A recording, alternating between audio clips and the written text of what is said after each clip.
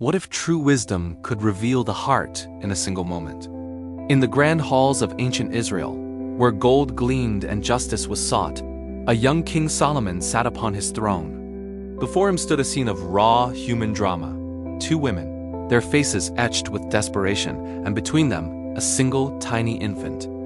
The air in the throne room grew heavy, thick with tension. One woman spoke, her voice trembling with anguish.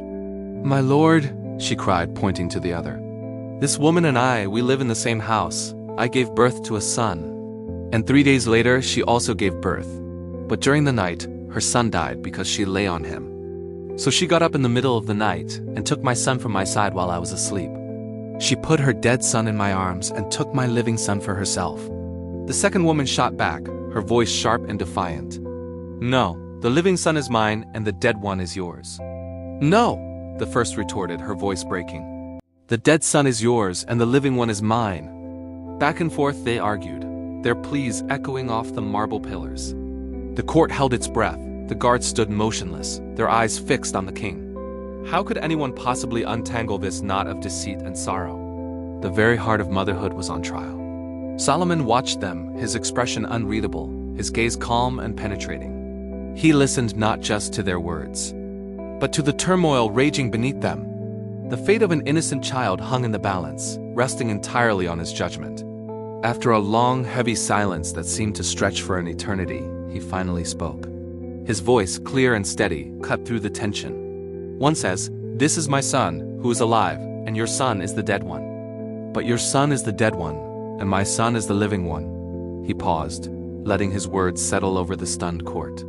Then he gave an order so shocking, so utterly unexpected, that a collective gasp swept through the room. "Bring me a sword." A guard, his face a mask of disbelief, slowly unsheathed his weapon and presented it to the king. The blade glinted under the light of the torches, a cold, terrifying promise. The two women stared, their argument silenced by a sudden, chilling fear. What was he going to do? Solomon's next command was even more horrifying. "Divide the living child in two," he declared, his voice ringing with absolute authority. "And give half to the one and half to the other." Silence. A dead, suffocating silence fell upon the throne room. Time itself seemed to slow down. The guard hesitated, his hand trembling. The crowd watched in frozen horror. Her silence was a chilling consent. But the first woman, the true mother, completely broke. A gut-wrenching scream tore from her throat. It was not a scream of anger, but of pure, selfless love. "Oh, my lord," she sobbed, falling to her knees, her hands outstretched in a desperate plea. Her heart was laid bare for all to see. In that single, selfless cry, the truth was revealed, brighter than any gold in the palace. Solomon's gaze softened. He lowered his hand, his test complete. He pointed to the weeping woman on the floor. "Give the living child to her and do not kill him. She is his mother."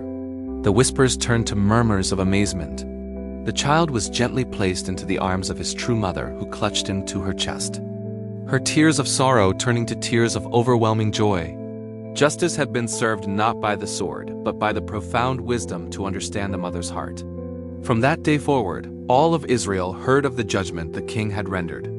And they stood in awe of him, for they saw that the wisdom of God was in him to do justice. It was a wisdom that could look past the arguments and into the very soul, revealing the truth in a single unforgettable moment.